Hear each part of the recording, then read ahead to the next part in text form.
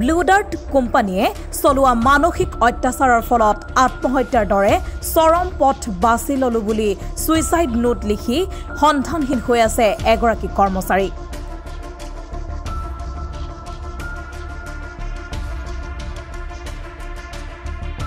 কোম্পানীয়ে কিদৰে মানসিক অত্যাচাৰ চলাইছিল কৰ্মচাৰীজনৰ ওপৰত সেই কথা লিখি থৈ গৈছিল সুইসাইড নোটখনত। এই ঘটনাটো সংঘটিত হৈছে নাহৰকটীয়াত।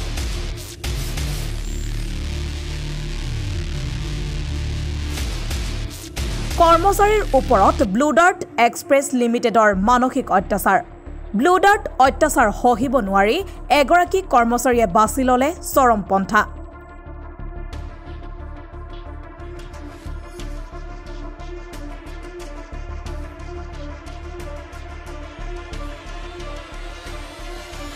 ব্লু ডাৰ্ট এক্সপ্ৰেছ লিমিটেড নামৰ কোৰিয়াৰ ছাৰ্ভিচ কোম্পানীটোৰ নাহৰকটীয়াৰ এইটো শাখাত মেনেজাৰ হিচাপে কৰ্মৰত আছিল নাহৰকটীয়া কৃষ্ণনগৰ নিবাসী যুৱক এজন অনিৰুদ্ধ শৰ্মা।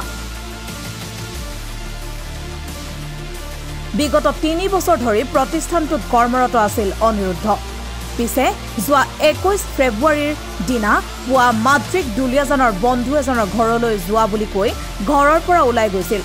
নিশা প্ৰায় ৭মান বজাত নিজ মোবাইলৰ পৰা মাতৃক অৱগত কৰিছিল নিশাটো ডিব্ৰুগড়ত কটোৱাৰ কথা।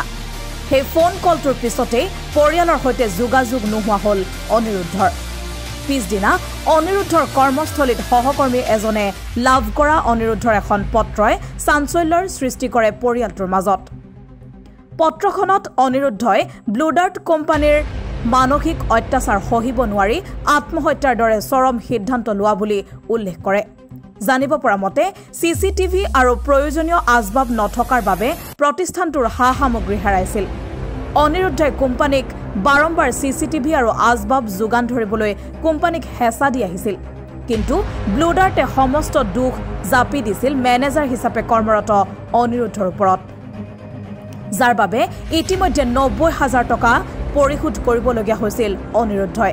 এই কথাও স্পষ্টভাৱে লিখি থৈ গৈছে অনিৰুদ্ধই পত্ৰখনত। ইফালে বহু বিচাৰ খোচাৰ কৰিও কোনো সংসূত্ৰ নোপোৱা পৰিয়ালটোৱে এতিয়া ব্লু ডাৰ্টক জগৰীয়া কৰি পুত্ৰক ঘূৰাই আনি দিবলৈ আহ্বান জনাইছে। ব্যক্তিগত কোম্পানীৰ অত্যাচাৰ এইদৰে এগৰাকী কৰ্মচাৰীয়ে চৰমপন্থা বাছি লোৱা কাৰ্যই এতিয়া ব্যাপক প্ৰতিক্ৰিয়াৰ সৃষ্টি কৰিছে সমগ্ৰ নাহৰকটীয়াত। ইতিমধ্যে পৰিয়ালৰ লোকে কাষ চাপিছে নাহৰকটীয়া আৰক্ষীৰ। ইফালে প্ৰয়োজনত অসমত ব্লু ডাৰ্ট কোম্পানীক নিষিদ্ধ কৰাৰ হুংকাৰ দিছে গোৰ্খা ছাত্ৰ সন্থাই। যোৱা দেওবাৰে ৰাতিপুৱা ২১ তাৰিখ ৯টা বজাত ওলাই গ'ল। মোক ক'লে মা মই দুলীয়াজানলৈ যাওঁগৈ। তাৰপৰা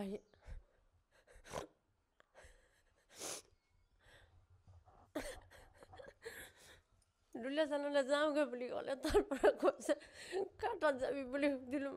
কৈছে বিজয় লগৰটোৰ ওচৰত যাম। তাৰপৰা বিজয় লগৰটোৰ ওচৰতো যোৱা হয়। মই ফোন কৰিলোঁ। তাৰপৰা টকা ২,০০০ লোৱা হয়। লৈ পেলাই বিজয় বোলে চেঙেলী মাৰ্কেটত এৰিলোঁ। চেঙেলী মাৰ্কেটত এৰাৰ পাছত তাৰপৰা ক'ত গ'ল মই নাজানো বুলি কৈছে।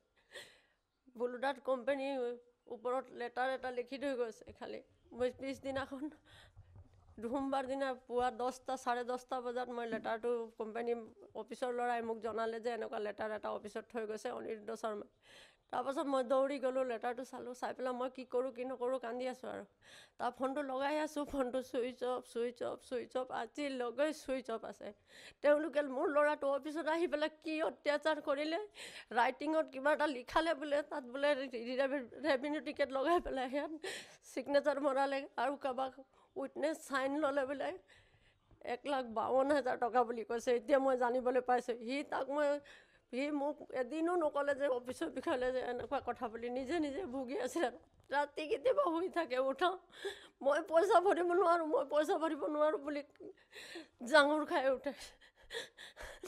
একমাহৰ মোৰ ল'ৰাটোৱে মেনেজাৰ আছিলে ব্লু ডাৰ্ট অফিচত।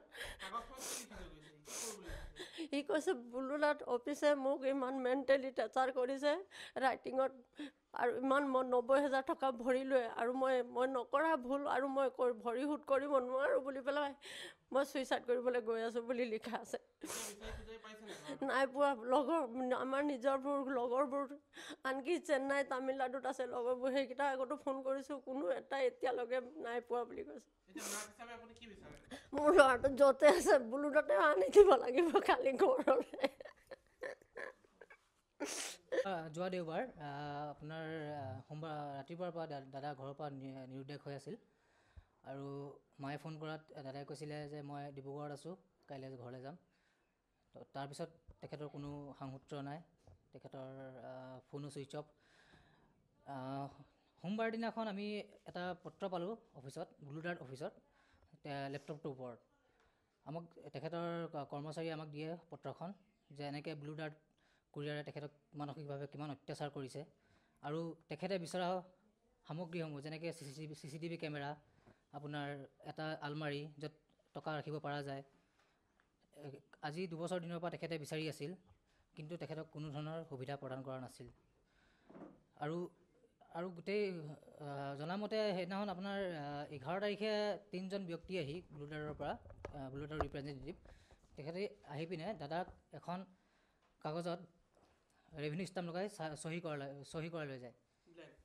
ব্লেংক নহয়, কিবা এটা লিখাই পিনে চহী কৰাই লৈ যায়, ৰাইটিঙত লিখাই চহী কৰাই লৈ যায়। যিটো খবৰ আমাৰ মায়ে কৰ্মচাৰীকেইজনক সেইদিনা ফোনো কৰিছিলে। ফোন কৰাৰ পিছত মায়ে সুধিলে কিবা হৈছে নেকি অফিচত।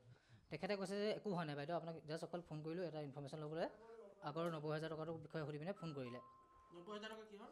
আগৰ যিটো 90,000 টকা আপোনাৰ দাদাৰ আগতেও তেনেকুৱা হৈছিলে, সেইকাৰণে দাদাই বাৰে বাৰে CCTV কেমেৰা বিচাৰি থাকে। তাৰ অফিচৰ বস্তু হেৰাইছিলে 90,000 টকা, সেইকাৰণে CCTV কেমেৰা বিচাৰিছিলে আৰু আপোনাৰ লাগতিয়াল যিখিনি যাৱতীয় সামগ্ৰী অফিচত থাকিবলগীয়া সামগ্ৰী বিচাৰিছিলে, সেইখিনি নাপালে। তো 90,000 টকা ঘৰৰ পৰা আকৌ পৰিশোধ কৰিবলগীয়া হ'ল।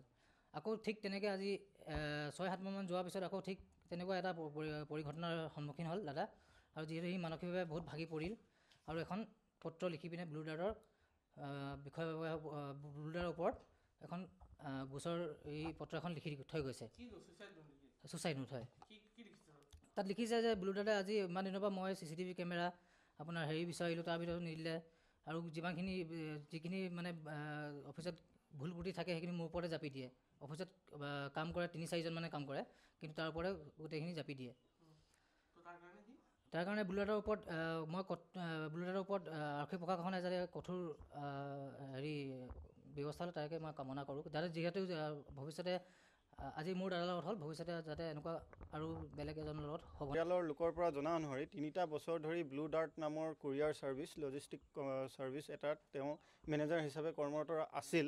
কিন্তু বিগত কেইবা বছৰ ধৰি তেখেতৰ ওপৰত এই কোম্পানীটোৱে মানসিক অত্যাচাৰ চলাই আছিল বুলি পৰিয়ালৰ লোকে আমাক জানিবলৈ দিয়ে। বিগত সময়তো কিন্তু তেনেধৰণৰ অত্যাচাৰ সহিবলগীয়া হৈছিল আৰু শেহতীয়াভাৱে চৰম অত্যাচাৰ সহিব নোৱাৰি অনিৰুদ্ধ শৰ্মা নামৰ এজন শিক্ষিত বা মেধাৱী ছাত্ৰজনে চৰম পন্থা অৱলম্বন কৰিবলৈ বাধ্য হৈছে বুলি এখন ছুচাইড নোট লিখি থৈ নিৰুদ্দেশ হৈছে। গতিকে আমি এটা কথাই গোৰ্খা ছাত্ৰ সন্থাৰ মজিয়াৰ পৰা ক'ব বিচাৰিছোঁ যে যদি এই শিক্ষিত নিবনুৱাজনৰ যদি কিবা ক্ষয় ক্ষতি হয় তাৰ বাবে কিন্তু সম্পূৰ্ণৰূপে একপক্ষীয়ভাৱে কিন্তু ব্লুডাৰ্ট কোম্পানী জগৰীয়া হ'ব।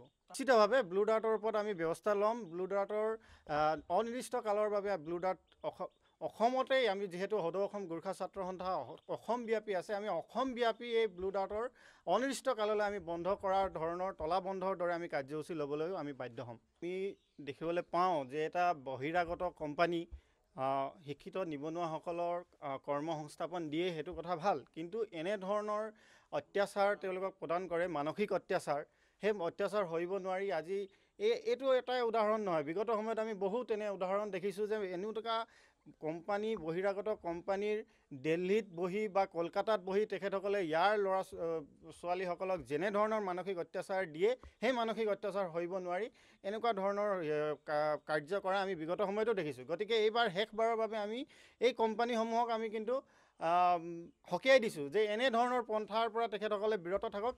যদি এনেকুৱা ধৰণৰ পন্থাৰ পৰা তেখেতসকল বিৰত নাথাকে তেন্তে অনাগত দিনত ব্লুডাৰ্টে নহয় যিকোনো কোম্পানীৰ ওপৰত আমি বিহিত ব্যৱস্থা গ্ৰহণ কৰিম। নাহৰকটীয়াৰ পৰা আসিফ ইকবালৰ ৰিপৰ্ট অসম টুডে।